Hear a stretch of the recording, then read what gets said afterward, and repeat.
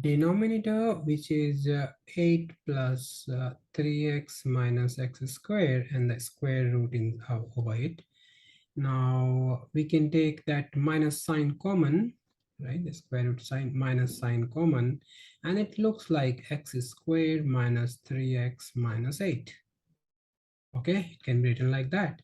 And next, if you look at it again, minus sign to make it perfect square, we are going to write it as x minus 3 by 2 whole square, half the coefficient of x, and then we subtract also the square of that number.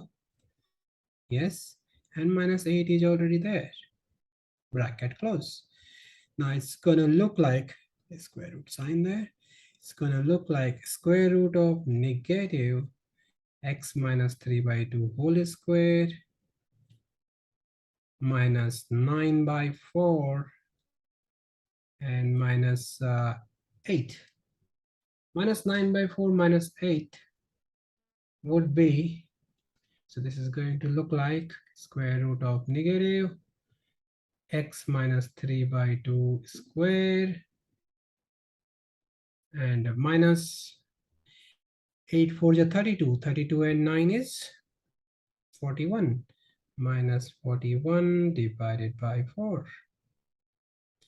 Now if you open the bracket, it is a square root of 41 over 4 and minus x minus 3 by 2 square. So this is the main thing, changing our given quadratic into one of those particular forms. This is now a square. This can be written as a square minus x square.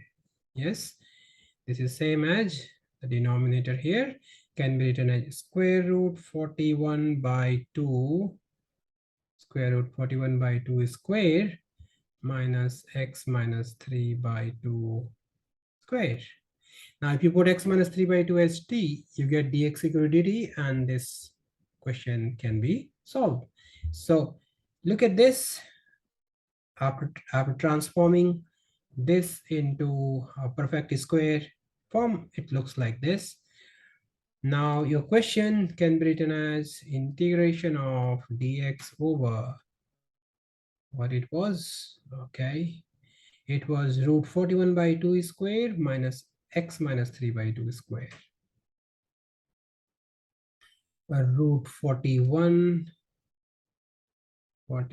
by 2 square, which is a square constant, minus x minus 3 by 2 and square. Okay, so what we are going to do is put x minus 3 by 2 as t, and this will mean dx is equal to dt. All right, now if we represent our question by I is going to look like dt over, this is square root 41 over 2 square minus t square, and of course square root, of course square root under the square root sign. Now this would be same as sine inverse of, this is 1 by root a square minus t square, no? So this will be sine inverse of t over a. Sine inverse of t over a means root 41 over 2. Root 41 over 2. Or we can also write this 2 up there. So it would be like 2t over root 41 plus c.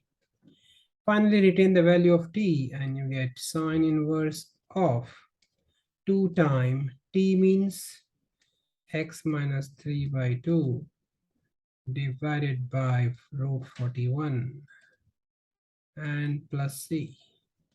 So if you open the bracket there, simply open the bracket, and what you get, your final answer is sine inverse, that is same as sine inverse of 2x minus 3 divided by 2x minus 3 divided by root 41 plus c.